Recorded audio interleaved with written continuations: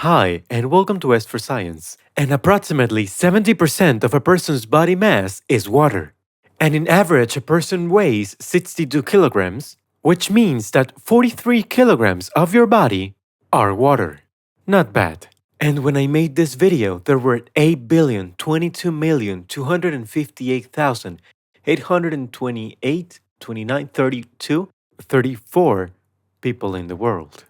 So there would be 497 billion kilograms of human mass, of which 344 billion would be kilograms or liters of water, which is similar to the volume of the Great Wall of China. Impressive, right? Well, you should know that this amount is less than half a cubic kilometer. You're seeing right now a representation of this volume on the screen, with a cube that measures 1 kilometer high by 1 kilometer wide. And as counterintuitive as it may seem, all the water from which humans are made of would fit inside, with more than half of the cube left. This water, which is 70% as we said before, is constantly inside of our bodies. Obviously, it gets renewed with the passage of time, but one could think with this that all the water that humans consume is equivalent to that amount. But the truth is that it is not, because this is the water that humanity consumes throughout a year. Not only the water we drink, but also the water that we use to produce food in the industry, etc. Unlike the previous cube, this one can be seen from space. It's quite impressive. Each side measures about 17 kilometers and its volume is 4,700 cubic kilometers. Now we know how much water we consume, but we have no idea how much water there is on Earth. Look at these three spheres. The largest represents all the water on Earth, both fresh and salty. The second one only liquid fresh water, including groundwater, but not the polar caps, given that they are in a solid state. And do you see that little sphere? It represents all the water in lakes and rivers on the planet, which amounts to almost all the water available for human consumption. And it's smaller than the cube that represented the world water consumption. Wait a minute, it cannot be that the volume of the water that we consume is greater than the volume of water available.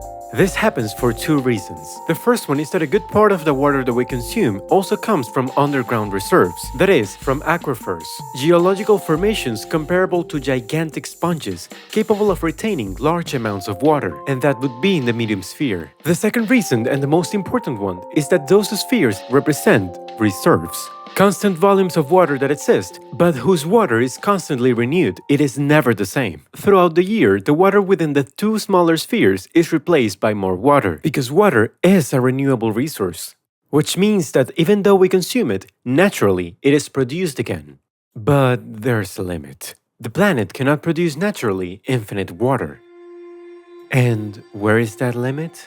The way in which water is renewed is through precipitations, which, as you will know, are mostly in the form of rain and snow. Now, let's see some numbers. Before we said that humanity's annual water consumption was 4,700 cubic kilometers. And what is the annual precipitation? That is, the amount of water that is renewed each year? Well, it is 108,000 cubic kilometers. So, making an approximate, if we take the number of people currently living on Earth, and the annual consumption of water, we can make an estimate of how many people could live on this planet using only the water that is renewed naturally. And the number that we get is 172 billion people. Once we have reached this situation, we could live only with the water that is renewed naturally, without ever running out. But let's go back to the large sphere that we saw before. It represents all the water of the planet, which is mostly in the oceans. So practically you're seeing the real volume of the reserves that the planet has. You just have to subtract from the large sphere the medium one, the volume that represents that of the ocean. And that represents 1,335,000,000 cubic kilometers. And let's remember that the ocean water, even if it contains salt, can actually be treated and used for human consumption. In fact, last year, 300 million people used water from desalination plants alone, which is very close to the population of the United States of America. This gave me an idea. Let's imagine that in the future we reach that point where we are 172 billion people.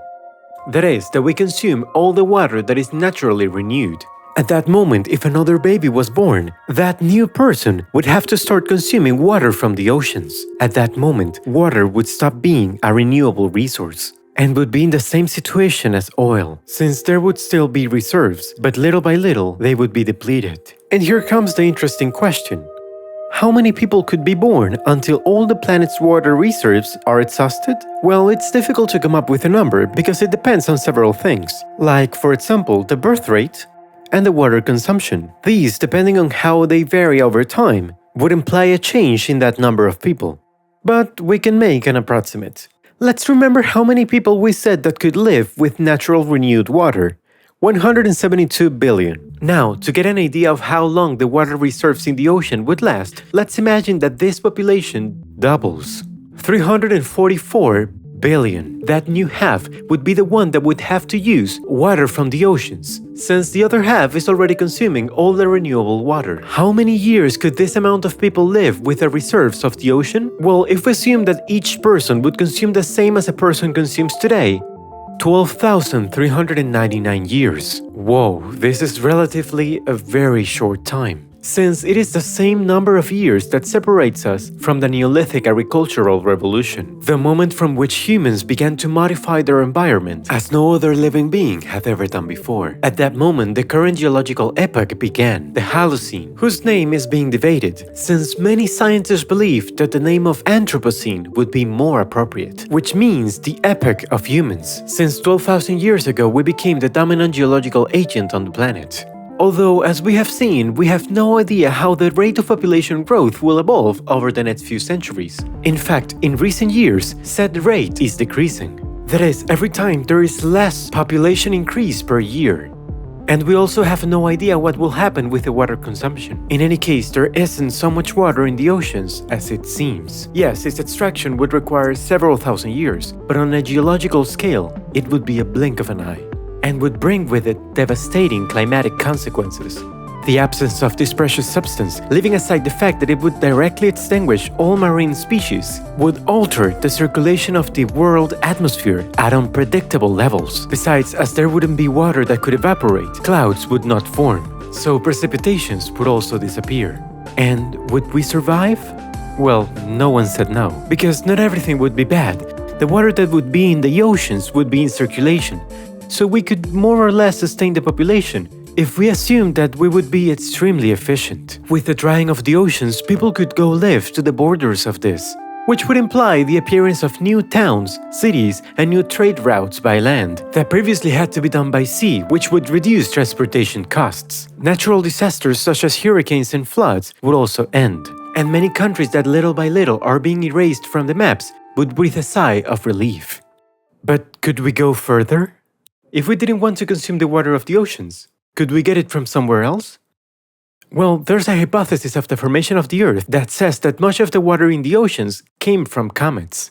So could we get it from these celestial bodies? For example, let's take the comet 67P Churyumov-Gerasimenko. It's one of the most famous, and it's about 6 kilometers long. Here you can see it compared to the city of Los Angeles.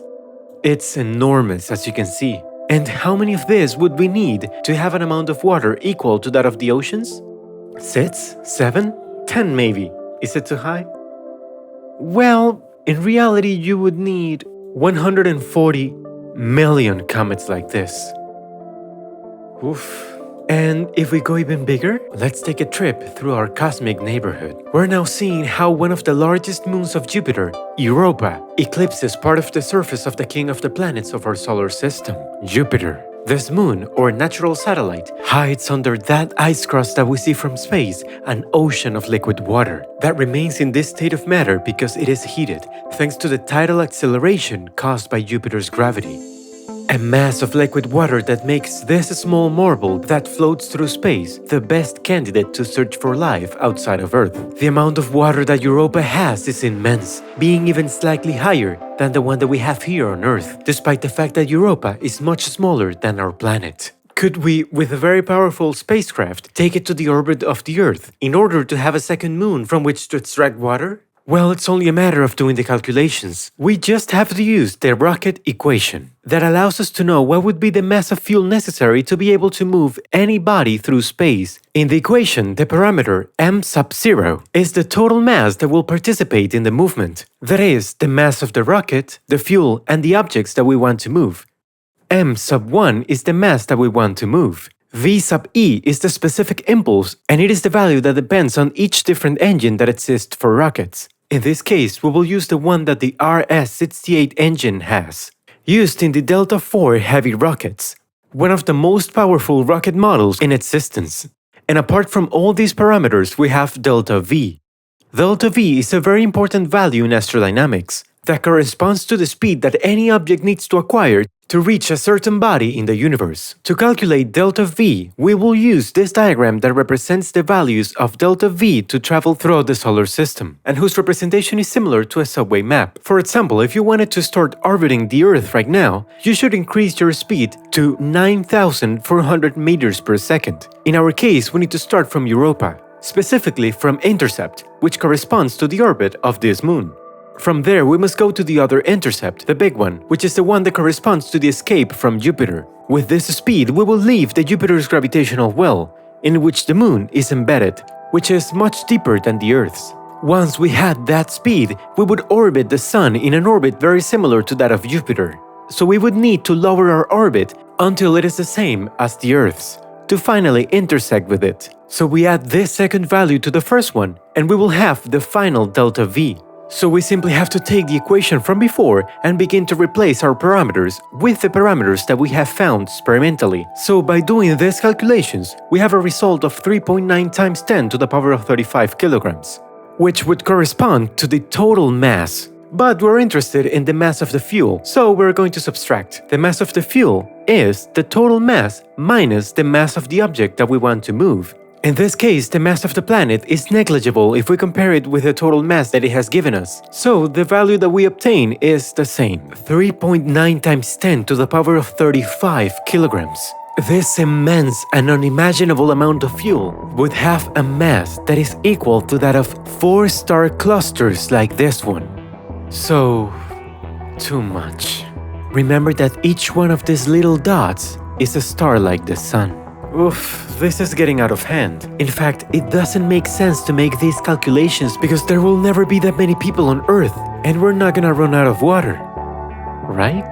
There is a process called atmospheric escape, in which certain gases from the atmosphere are lost in the vacuum of space. A process from which no humans feel fear or respect, as it is understandable because it goes completely unnoticed during our lives. But you should know that each day 3 kilograms of hydrogen leave the Earth's atmosphere forever. And well, Mars long time ago had an atmosphere with much more gases that gave it the necessary density to be able to have an atmospheric pressure similar or even higher than the terrestrial one. And that allowed the red planet to have large oceans that covered its surface, large masses of water.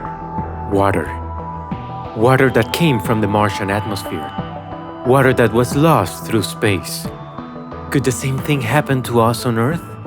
Well, it kind of is already happening to us with the 3 kilograms of hydrogen and other gases. But at that rate, we don't have to worry. At least for now. The atmospheric escape depends on several factors. The two main ones are represented in this diagram, and they are its escape velocity, which is the speed necessary for a gas particle to escape from the gravity of a celestial body, and the temperature of the planet, since it increases the speed of the air particles. The colored bars mean what gases can be retained by a planet, starting from the top where all the gases are retained. As you go down, the gases in whose color or area you have entered escape. For this reason, all gases are found in gas giants. And if we start to go down, we find Venus and Earth, where hydrogen and helium are lost. But the water stays. If we keep going down, we arrive at Titan, Ganymede, and Mars, that should have oxygen and nitrogen. And here's where we stop. We could continue, but today we're not interested in the rest. Let's see the last group of planets again. These are the 3 bodies that were full of oxygen and nitrogen.